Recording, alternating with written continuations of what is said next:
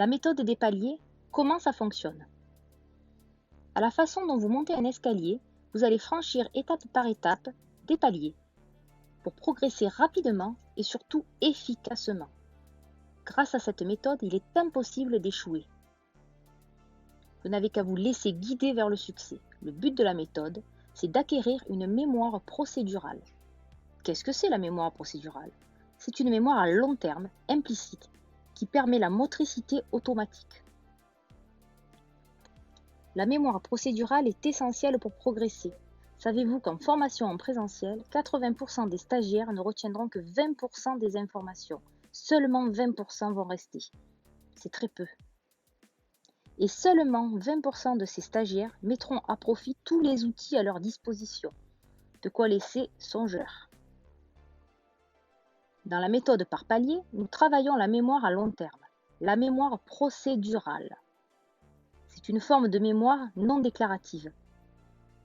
La mémoire procédurale est une mémoire à long terme, implicite, qui permet la motricité automatique. Elle fonctionne grâce à différentes zones du cerveau, et notamment le cervelet et le striatum. Cette association permet un apprentissage progressif de procédures.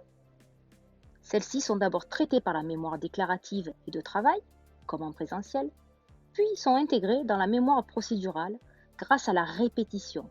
C'est la base de la méthode, la répétition.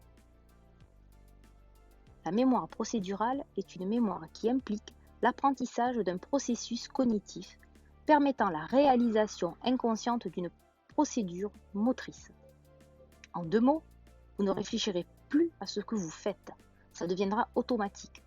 Comme lorsqu'on mange, on ne réfléchit pas au fait de prendre un aliment avec sa fourchette et de le porter à la bouche.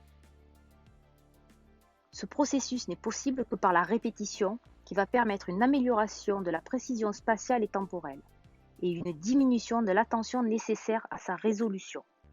La répétition, le secret de cette méthode.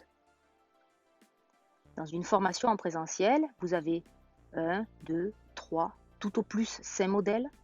Vous utilisez donc la mémoire déclarative et de travail. C'est pour cela que dans mes formations en présentiel, j'utilise depuis quelque temps un support de formation en ligne sur ma plateforme de formation. Celles qui sont passées en formation chez moi l'utilisent tous les jours. La formation en présentiel rassure, évidemment, mais c'est véritablement la formation en ligne qui permet d'apprendre. Dommage pour celles qui ne l'utilisent pas. Je me suis donc posé la question suivante. Est-il possible d'apprendre aussi efficacement avec une formation qui se ferait uniquement en ligne, en e-learning? Eh bien, j'ai testé. À ce jour, j'ai fait plusieurs formations en ligne. Certaines le savent, je suis devenue addict de cette façon de me former. Que des avantages. On apprend à son rythme, on n'a pas besoin de s'absenter, donc pas besoin de fermer son institut, pas de perte de chiffre d'affaires, pas de frais de déplacement. On peut voir et revoir en illimité les vidéos, télécharger les PDF. On peut demander de l'aide à la communauté, on peut se faire coacher one-to-one. Et puis franchement, c'est beaucoup moins cher. De grandes écoles utilisent cette méthode. Alors vous, qu'attendez-vous?